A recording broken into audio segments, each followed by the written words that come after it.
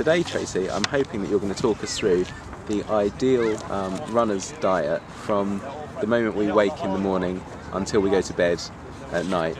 So what would be, in a dream world, your perfect running breakfast? Perfect meal for runners or for a daily basis. Again, regular meals is what you're talking about, so you want to have something every 3 to 4 hours, so meals and snacks are probably the way to go. A great breakfast meal would consist of a very slow releasing carbohydrate, of which we know that oats is probably one of the best examples for that. So having porridge or an oat-based cereal with milk. You could have honey, added fruit on top. Added fruit means you're going to get that extra carbohydrate as well.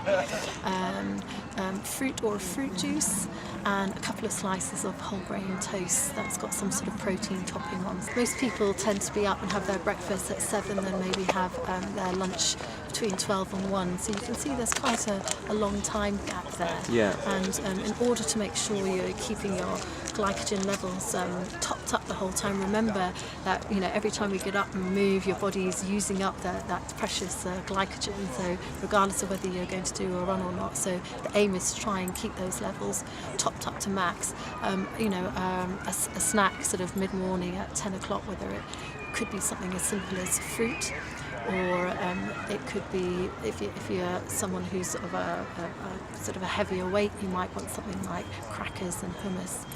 They would be ideal snacks for people to have to top them up and tide them over to a lunchtime meal. For runner's lunch, again, it could be, you could have to think of, if you're doing it after a run, it might be something, it could be anything as simple as a sandwich with a lean protein filling, plus a yogurt, plus a piece of fruit.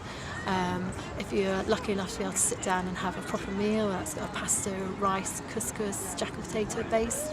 Again, that would be your carbohydrate, and then you need to be choosing some sort of lean protein, whether it's a low-fat cheese or chicken or pulses if you're a vegetarian, as a topping.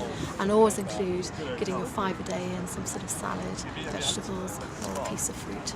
And again, you need to be thinking of the timings of your meals throughout the day, and sometimes it's easier not to think of breakfast, lunch, supper, but the gaps between your meals. So again, a tendency is, lunch at 12 and then supper at 7. That's 7 hours. Not only does it, in a work environment, you get this energy dip that gets you running for caffeine and chocolate. That's sort of what you don't want to happen. But also, if you know that you're going to do some sort of exercise between 5 and 7, then a snack between 3 and 4 is quite crucial to having a good training session. The main meal in the evening then, whatever time that might be, what would you generally go for there? Again, for most people it tends to be some sort of carbohydrate base like rice, pasta, jack potato, and those are all the sort of the key carbohydrates that are, again, slow releasing. And again, bringing back into this some sort of lean protein choice and fruit and vegetables along with that. Again, just a balanced meal is what you're looking for. So for a lot of people it might be a pasta meal that's got a tomato base rather than a cream or cheese base. So again, just leading back to making sure that protein is low fat and the carbohydrate is going to be digested nice and quickly to be topping up your glycogen stores.